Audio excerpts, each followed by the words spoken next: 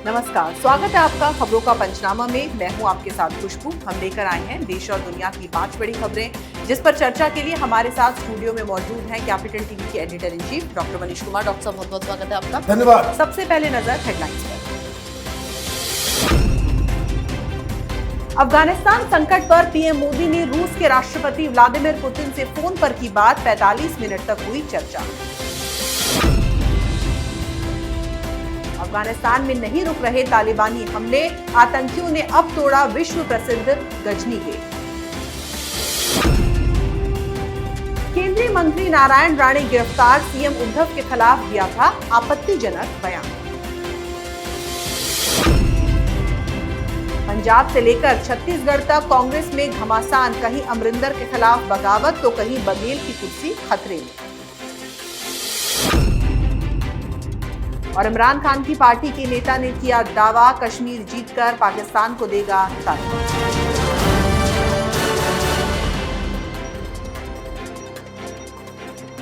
रुक करते हैं पहली खबर का। प्रधानमंत्री नरेंद्र मोदी ने रूस के राष्ट्रपति व्लादिमीर पुतिन से फोन पर बात की है। दोनों की ये बातचीत करीब 45 मिनट तक चली। इस दौरान अफगानिस्तान की स्थिति को लेकर चर्चा की गई।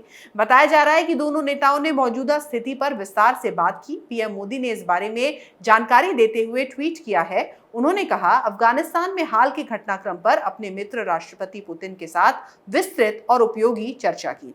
हमने द्विपक्षीय एजेंडे के मुद्दों पर भी चर्चा की, जिसमें कोविड-19 के खिलाफ भारत रूस सहयोग शामिल है। हम महत्वपूर्ण मुद्दों पर करीबी विचार विमर्श जारी रखने पर सहमत हुए हैं। इससे पहले पीएम मोदी ने जर्मनी की चांसलर एंजेला मार्केल से भी अफगानिस्तान के मसले पर बात की थी। सभी देश फिलहाल अफगानिस्तान की मौजूदा स्थिति पर नजर रखे हैं और अफगानिस्तान में फंसे नागरिकों को बाहर निकालने के लिए ऑपरेशन चला रहे हैं। अफगानिस्तान में फंसे भारतीय और अफगान नागरिकों को निकालने के लिए भारत ने ऑपरेशन देवी शक्ति चलाया है। इस ऑपरेशन के तहत 16 अगस्त से अब तक 800 नागरिकों को सुरक्षित भारत पहुंचाया गया है। आज यानी कि 24 अगस्त को भी काबुल से 78 नागरिक भारत पहुंचे। डॉक्टर साहब, क्या कहेंगे आप? देखिए, जो पुतिन साहब से जो बातचीत हुई है ये बहुत ही इम्पोर्टेंट है। इम्पोर्टेंट इस नज़रिए से है कि तालिबान के साथ उसके समर्थन में खड़े होने वाले 4 मुल्कों का नाम आ रहा है जी। उसमें से रूस भी एक है, चाइना है, पाकिस्तान है, तुर्की है। इन चारों मुल्कों में सिर्फ रूस ऐसा है जिसके साथ भारत की एक दोस्ती वाला रिश्ता है जी। पुराने मित्र हैं। और ऐसे में जो हिंदुस्तान की सरकार जो पोजीशन ले रही है तालिबान को लेकर के, क्योंकि वह तालिबान पूरी तरीके से पाकिस्तान की कठपुतली की तरह बिहेव कर रहा है, तो ऐसे में ये एक बाध्यता, एक ज़रूरी काम कि आप अपने मित्र देश के साथ बातचीत करें और उनको ये साफ साफ ये मैसेज दें कि तालिबान के मुद्दे के ऊपर हमारे बीच बहुत सारी दूरियां बन रही हैं और ये हमारे बायलैटरल रिलेशन को भी इम्पैक्ट दे सकता है। वो क्यों?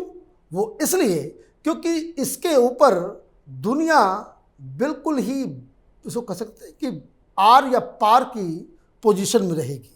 आदर तो आप तालिबान के साथ हैं या तालिबान के साथ नहीं हैं, बीच का कोई रास्ता इसमें नज़र नहीं आ रहा। तालिबान जिस हिसाब से वहाँ पे मनमानी कर रहा है महिलाओं के साथ और जिस तरह से शरीयत कानून को जो लागू करना चाह रहा है, ऐसे में तो कोई भी सभ्य मुल्क तालिबान के साथ खड़ा नहीं होगा।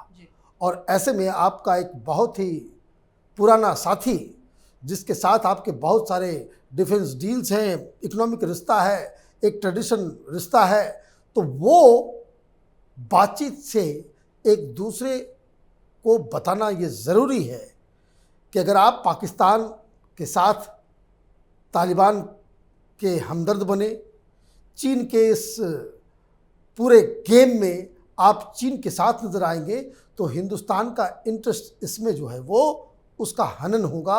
और ऐसे में प्रधानमंत्री मोदी स्ट्रेट टॉक के लिए जाने जाते हैं। एक्सपर्ट्स यही बता रहे हैं कि रसिया को, पुतिन को मोदी साहब ने साफ साफ ये बता दिया है कि तालिबान के साथ हिंदुस्तान कोई बातचीत या कोई कॉम्प्रोमाइज़ करना नहीं चाह रहा। और अगर रूस अपनी पोजीशन पाकिस्तान वाली या चीन वाली लेता है तो ये माना जाएगा कि रूस ने हिंदुस्तान को और हिंदुस्तान के इंटरेस्ट के साथ वो न्याय नहीं किया है और इसलिए हिंदुस्तान फ्री होगा कि वो अपने हिसाब से अपनी स्ट्रेटजी बना ले और बाद में रिश्ते अगर रूस के साथ खराब होते हैं तो उसके लिए जिम्मेदार रूस होगा। जी, तो तालिबान चाहे कितना भी दम भरे, प्रधानमंत्री मोदी भी अपनी कूटनीति से तालिबान की जड़ों को हिलाकर रख देंगे। रुक करते हैं दूसरी खबर का। अफगानिस्तान में तालिबानी आतंकियों का हमला लगातार जारी है। ताजा जानकारी के मुताबिक आतंकी संगठन ने विश्व प्रसिद्ध गजनी गेट को क्रेन की मदद से तोड़ दिया है। ये गेट इस्लामिक परंपरा और संस्कृति का प्रतीक था, लेकिन तालिबानियों को ये रास नहीं आया। गजनी प्रांत के गेट को तोड़ने का वीडियो अब सोशल मीडिया में तेजी से वायरल हो रहा है। बता दें कि इस गेट को पिछली अशरफ गनी सरकार ने बनाया था। ये गेट इस्लामी साम्राज्य की स्थापना की याद में बनाया गया था। बता दें कि इससे पहले तालिबानी आतंकियों ने बामियान में हजारा नेता अब्दुल अली मजारी की मूर्ति को भी तोड़ दिया था। बामियान वही जगह है जहां तालिबान ने 2001 में अपने तत्कालीन नेता मुल्ला मोहम्मद उमर के आदेश पर बुद्ध की मूर्तियों को उड़ा दिया था। अब्दुल अली मजारी अफगानिस्तान के हजारा अल्पसंख्यक शियाओं के लिए एक प्रसिद्ध नेता थे। मजारी की 1996 में तालिबान आतंकियों ने ही खौफनाक ढंग से हत्या करने के बाद उनका शव गजनी में हेलीकॉप्टर से नीचे फेंक दिया था। बता दें कि बामियान वही जगह है जहां 2001 में तत्कालीन तालिबान नेता मुल्ला मोहम्मद उमर के आदेश पर भगवान बुद्ध की सैकड़ों साल पुरानी मूर्तियों को तोप से उड़ा दिया गया था। डॉक्टर साहब, अब आगे क्या होगा? आगे वही होगा जो तालिबान करता आया है।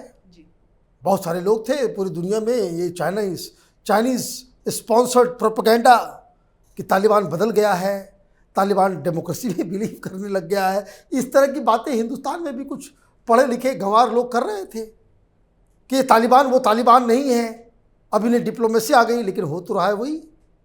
खबर और भी चौंकाने वाली आ रही है। खबर ये आ रही है कि काबुल के अंदर पाकिस्तानी मूल के लोग और आर्मी के लोग वो तालिबानी बनकर काबुल में होम टू होम जाकर के सर्च कर रहे हैं। जिन लोगों को उन्हें पकड़ना है, जो लोग जो है पिछली सरकार में सेना में काम कर रहे थे, उनको पकड़ना, सरकार का साथ देने वाले लोगों को पकड़ना, ये कार्यक्रम वहाँ पे चल रहा है। और आज जो खबर आई है कि काबुल के अंदर 4 मिलिट्री ऑफिसर्स जो गनी सरकार के अंदर वो सर्व कर रहे थे, तो 4 बड़े मिलिट्री ऑफिसर्स को एग्जीक्यूट तालिबान ने किया है। महिलाओं के साथ तो बुरा बर्ताव हो ही रहा है। साथ ही साथ ये जो आपने जो खबर दी है वो इस बात की पुष्टि कर रहा है कि जिस तरह से बर्बर और मध्यकालीन जो मेडिवल इथॉस जो हैं उसको लेकर के चल रहा है, उसमें कोई बदलाव नहीं आया है।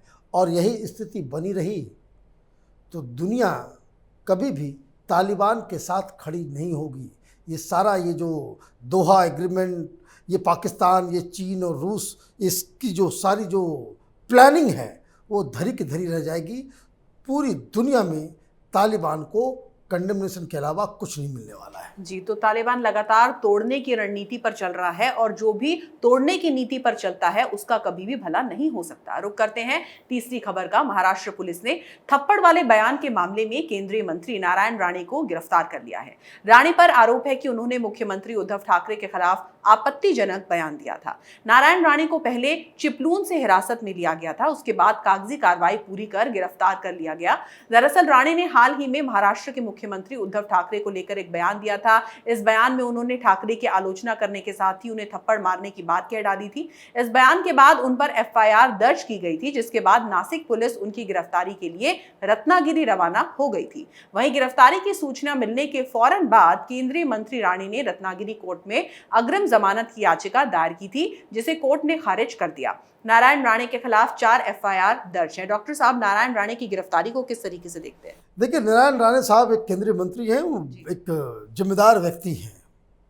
उनको किसी भी सूबे के मुख्यमंत्री के खिलाफ इस तरह का बयान नहीं देना चाहिए। जी, आप जन आशीर्वाद यात्रा के लिए निकले या गाली गलौज करने के लिए निकले, आप अपने पर्सनल प्रॉब्लम्स और पर्सनल स्कोर सेटल करने का आपने जरिया बना लिया राजनीति को, ये तरीका गलत है।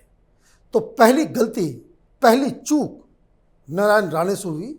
आप किसी भी जिम्मेदार व्यक्ति, वो तो मुख्यमंत्री हैं, मुख्यमंत्री तो नारायण राणे भी रहे महाराष्ट्र के, और यही बाला साहब ठाकरे ने ही इन्हें मुख्यमंत्री बनाया था। और आप लोगों के पुराने रिश्ते रहे हैं, अब खटास आ गई है, तो उसका मतलब ये नहीं कि आप सार्वजनिक रूप से इस तरह की बयानबाजी करें। तो एक तो मिस्टेक ये हुआ कि आपको इस तरह का बयान नहीं देना चाहिए था। दूसरा मिस्टेक वो सीएम उद्धव ठाकरे से, आपने इस तरह के बेकार के, जिसको कह सकते कि बेहुदे बयान को इतनी तरजीह दे दी, आप गिरफ्तार करने पहुंच गए, पूरे जगह पोस्टर आपने लगा दिया, मुर्गी चोर तो ये वो, ये शोभा नहीं देता है। राजनीति है, राजनीति को राजनीति की तरह ही उसमें बर्ताव होना चाहिए।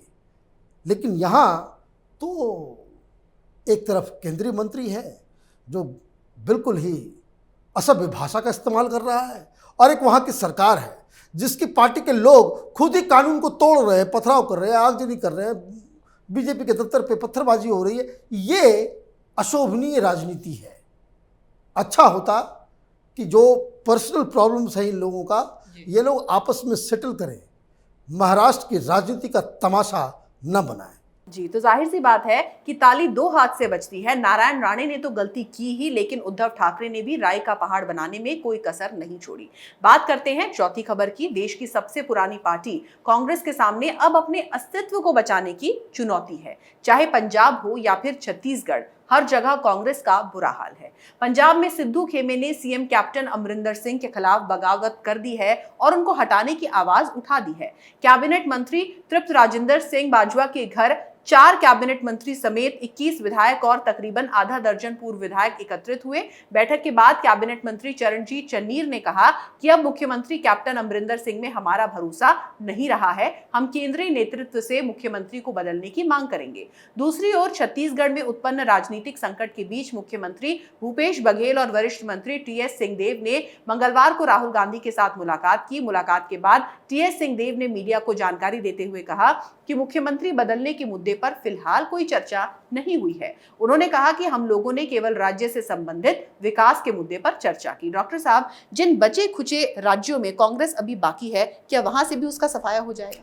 देखिए, राहुल गांधी जिस तरह की राजनीति करते हैं उसमें नेताओं के बीच अविश्वास पैदा होना बिल्कुल लाजमी है। अब छत्तीसगढ़ में आपने बताया वहाँ क्या गड़बड़ हुई। बघेल साहब को आपने बना दिया, और जिस समय उन्हें बनाया जा रहा था आपने कहा था कि 2.5 साल अब पूरे हो गए।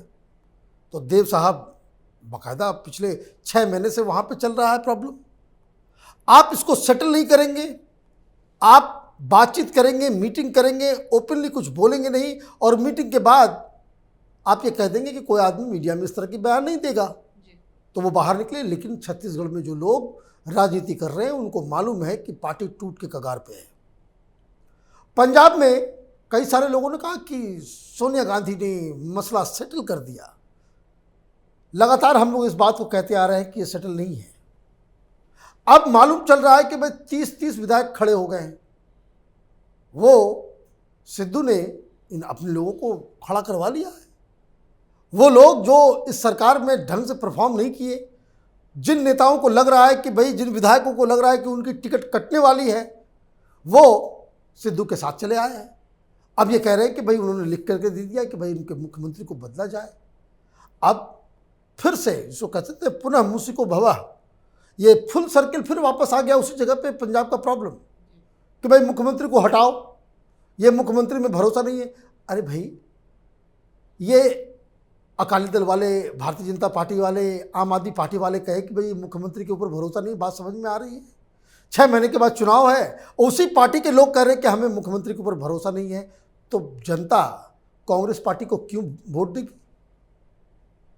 कैप्टन अमरिंदर पर भरोसा नहीं है, और ये जो कुछ साल पहले तक भारतीय जनता पार्टी में थे, गांधी परिवार को दिन रात जो है वो कोसते रहते थे, नवजोत सिंह सिद्धू के ऊपर सबको भरोसा हो गया है।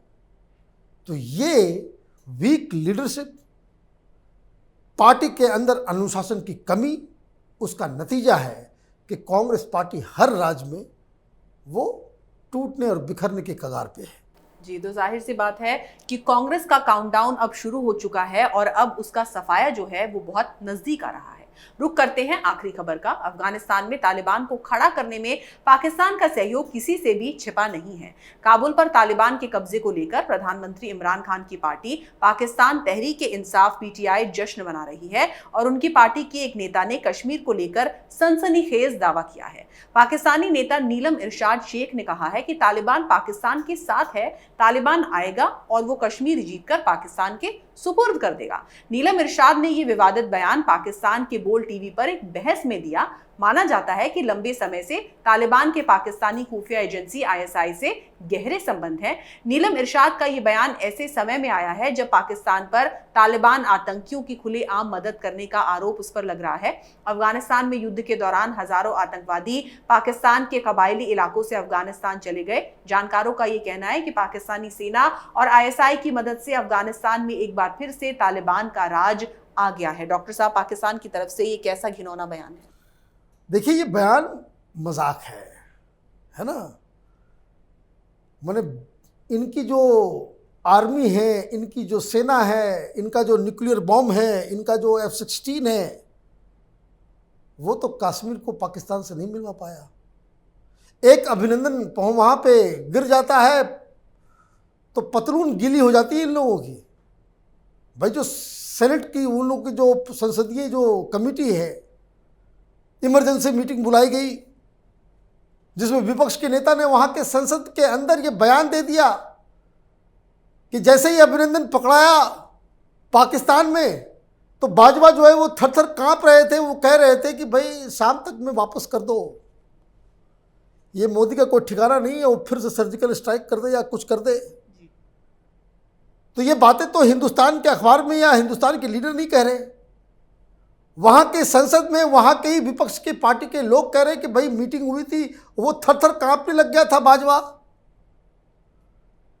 तो जिन देश के वो भी सरकार में चलाने वाली पार्टी के लीडर को जब उसे अपनी आर्मी पे भरोसा ना हो, जब उन्हें अपने आप पे भरोसा ना हो, ना अपने सरकार के ऊपर भरोसा हो, वही इस तरह की बेहूदी बयान दे सकता है कि भाई हम तो कुछ नहीं कर पाए, वो तालिबान आज़ादी दिला दिया अफगानिस्तान को, अब कश्मीर को भी आज़ादी दिलाएगा।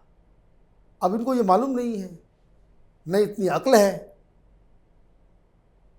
कि कश्मीर में गनी की सरकार नहीं है कि भाई 2000 कबीलाई मिडिल जिसको कह सकते हैं कि अनट्रेंड प्रोफेशनल्स वो शहर के अंदर घुस जाए तो वो हवाई जहाज पकड़ के भाग जाए।